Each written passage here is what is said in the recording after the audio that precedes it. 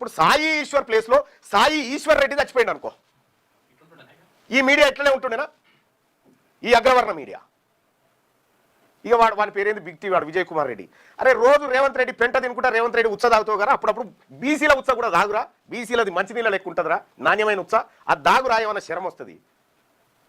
వాడు సాయి ఈశ్వర్ చనిపోతే చిన్న స్క్రోలింగ్ కూడా వేయలేదు. కానీ ప్రభుత్వంతో పోలీసులతో నిన్న ఆడికి పోయిండట, ఏడికి ఆ సాయి ఈశ్వర్ ఇంటికి పోయి మాకు ఇంటర్వ్యూ కావాలంటే చెప్పు తీసుకొని కొడతామని చెప్పినట. ఈ టెంకాలు వస్తే గది మీ బతుకు. ఇలా తీన్మార్ మల్లన్నట ఈ బీసీ ఉద్యమాన్ని ఇది రాజకీయం చేయాలనుకుంటా, చెప్పు తీసుకొని కొడతారా ఈ బిగ్ టీవీ విజయ్ కుమార్ రెడ్డిగా. నీ భార్యను అడుగురా పోయి, లుచ్చానా కొడక. ఇగోరా సాయి ఈశ్వరే, ఇంకా చాలా ఉన్నాయి మేము బయట పెట్టాల్సినవి. మీ మీ దుర్మార్గాలు ఎన్ని రోజులు ఈయన సాయి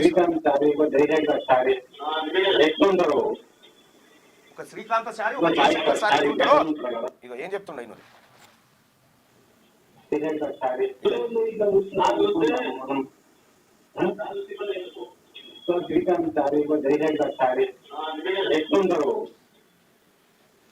ఒక శ్రీకాంతాచారి ఒక జయశంకర్ సార్ ఎట్లుంటాడో ఇప్పుడు ఈశ్వరాచారి కూడా అట్లే ఉంటాడని చెప్పి ఆ బిడ్డ ఎన్ని రోజులు కొట్లాడతామన్నా, ఇంకా ఈ మాట అన్నకు చెప్పుదామని వచ్చినా, నేను అన్న కాలు మొక్కి పోదామని వచ్చినా అని చెప్పిండు. దాంట్లో పోతూ పోతూ నా ఫోటోకి, ఈ ఫోటోకు దండం పెట్టి మరిపోయిండు.